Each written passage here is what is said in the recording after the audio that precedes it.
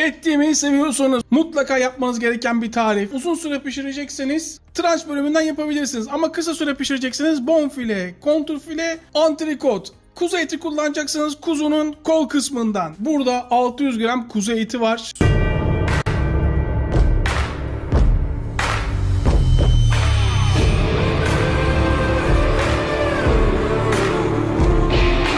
İmkanınız varsa çelik tava kullanın. Ocağın altı en güçlü şekilde yanıyor. Yüksek ısıda başlayacağız. Saat kaç desem herhalde herkes aynı anda saat 3 diyecektir. Gerçekten de saat 3. Yine Brezilya Ligi'nden maç var. Tavayı kaplayacak kadar çok da bol değil. Sıvı yağ. Ben bol etli yapıyorum. O yüzden patatesi çok fazla kullanmıyorum. Ama isteyen çok daha patatesli yapabilir. Bana 4 tane orta boy patates yeterli. Ortadan ikiye kesiyoruz. Ortadan ikiye kestikten sonra yanlamasına kesiyoruz. Bakın aynen böyle. Elma dilim istiyorum. Bakalım. Evet. Biraz acele edebiliriz. Çok fazla kızarmasına gerek yok. Çiğ de olmayacak. Kevgir her zamanki gibi kayıp. O yüzden bir kaşığı kullanıyoruz. Arandı mı kevgir kesinlikle bulunmuyor. Hep arazi. Bilmiyorum sizin evde de böyle oluyor mu? Bunu başka bir kızartmada kullanabiliriz. Yağ aldık. Patatesin yağından çok az. Yani bir yemek kaşığı gibi düşünebilirsiniz. Şöyle yemek kaşığının ucuyla tereyağı. Tereyağımız bu kadar kaldı. Bunu da sosu bağlamak için yaparız. Sıra etlerde. Kesinlikle dikkat ederseniz tuzlamadım. Kural neydi, altın kural? Tencere yemeklerine tuzlarsanız etiniz sertleşir. Izgarayı yaparken tuzlarsanız gönül rahatlığıyla tuzlayabilirsiniz. Kırmızılı atmasını bekliyorum. En yüksek ateşteyim hala. Dikkat edin. Etin kesinlikle sulanmasına izin vermiyorum. Etin güzelliğine bakar mısınız? Lokum gibi oldu. Yayıyorum. Yüksek ateşte pişmesine izin veriyorum. 2 dakika. Evet, devam etsin. 5 dakika sonra yarım soğan kullanacağım. Burada yarım soğanı da sosta kullanacağım. Bu detayı unutmayın sakın.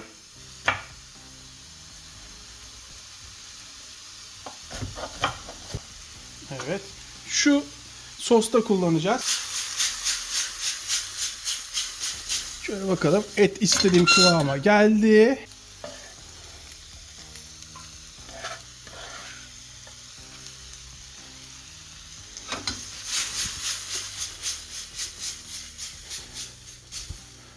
...4-5 dakika sonra yine ortasını açıyorum. 1 yemek kaşığı domates salçası hem lezzet verecek hem de artık etimi, soğanımı korumaya alıyorum. Yanmayacak kesinlikle. Öldürüyorum. Şimdi artık eti birleştirebilirim. Bir karar vermelisiniz. İsterseniz tencere yemeği olarak devam edebilirsiniz. İsterseniz de fırın yemeği olarak devam edebilirsiniz. Fırına bir patates, et, bir patates, et, bir patates, et kabınıza diziyorsunuz. Yalnız kabınız dar ve uzun olmalı. Daha sonra biberi üstüne diziyorsunuz. Sosunu atıyorsunuz. Domates koyuyorsunuz üstüne. Çok lezzetli olur. İnanılmaz lezzetli olur. Ama ben tavada devam edeceğim gibi gözüküyor. Patatesi ilave ediyorum. Tekrar karıştırmaya devam ediyorum. Bunun altını kapatıyorum. Sosunu yapmaya geçiyorum. Ocak en güçlü şekilde yanıyor. Hemen sos tavasını bırakıyorum ve orta ısıya getiriyorum. Bu yemeğin en önemli püf noktası belki de sosu. Sosu düzgün yapamazsak kesinlikle yemeğimiz güzel olmaz.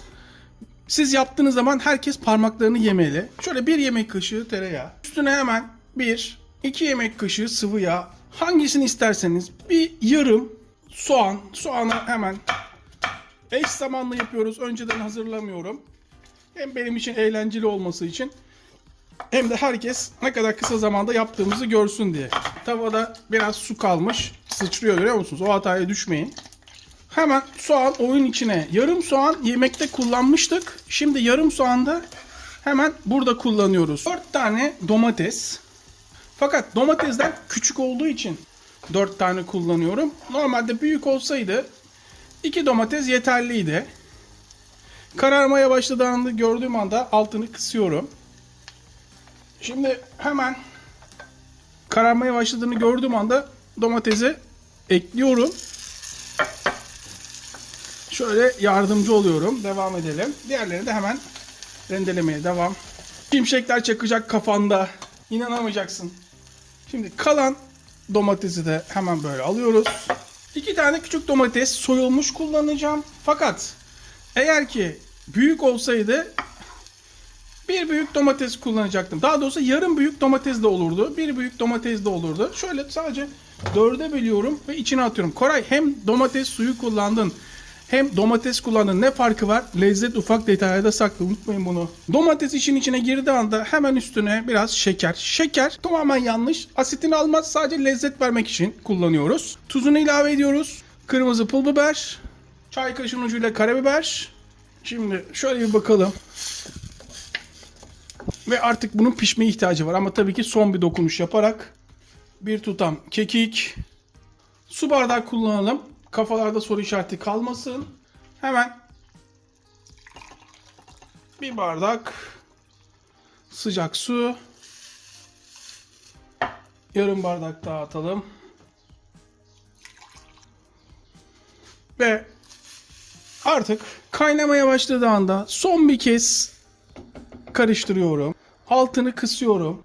Kapağını kapatıyorum. 20 dakika boyunca yavaş yavaş pişmesine izin veriyorum. 20 dakikadır pişiyor. Beraber açalım.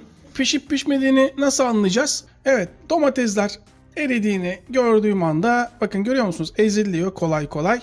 Kolay kolay ezildiğini gördüğüm anda sosun piştiğini anlıyorum. Zaten sosum sıcak. Görüyor musunuz?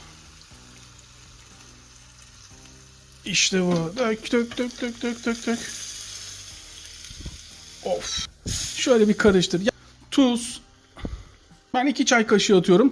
Tuz sizde. Pul biber. Yarım çay kaşığı karabiber. Kuzu eti gördüğünüz anda kimyonu unutmayın. Yarım çay kaşığı kimyon. Ve kekik. Kekiği kırarak. Ne kadar isterseniz. Ben bol bol kullanıyorum. Kırarak bütün aroması çıksın. Lezzet ufak detaylarda saklı. Ve karıştır. Tekrar bir kaynamasını istiyorum. Altını kısıyorum. Kapağını kapatıyorum. 15 dakika, 20 dakika pişmesine izin veriyorum. Muazzam bir yemek yaptık. 20 dakikadır pişiyor. Beraber açalım. Şimdi burada bir karar vermelisiniz. Çok sulu olsun diyorsanız benim gibi, ama bakın kıvamını görüyor musunuz?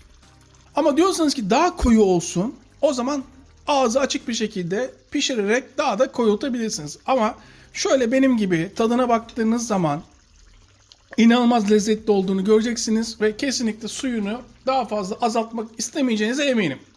Artık altını kapatabiliriz çünkü pişti yemeğimiz. İsterseniz derin bir tabak kullanabilirsiniz ya da benim gibi hafif derin bir tabak kullanabilirsiniz. Ben bol etli yaptım. Of. İşte böyle olunca keyfim yerine geliyor. Bana sorarsanız tablo gibi. Ali Koç, Michelangelo, Da Vinci, Picasso, biraz da Ali Koç. Ayağa kalkın, ustanız geldi. Beni bul kardeşim. Bak beni bul, sezon başlıyor. Şaka yapıyorum zannediyoruz. Herkes şaka yapıyorum zannediyor. Beni bul, hiçbir şey kaybetmezsin. Sadece yanıma gel. Evet, şunu bir tadına bakalım. Et pişmiş mi? Şöyle çatalla bakalım. Bak daha dokunduğum anda et kopuyor, görüyor musunuz? Evet. Açın ağzınızı. Şunu bir tadına bakın bakayım. Öf. Ama tabii ki hiçbir şey anlayamadım. Hakkını vererek tadına bakalım. Şunun şöyle bir tadına bakalım. Ne dersiniz? Of. İnanılmaz sıcak. Ama nasıl lezzetli biliyor musun? Hele suyu çorba gibi iç. Vay be. Vay be. İzleyip abone olmayan vicdansızlar. Siz unuttum zannetmeyin. Hiçbir şey unutmayacağım. Hepinizin sağlık. Tekrardan herkese selamlar. Afiyet olsun.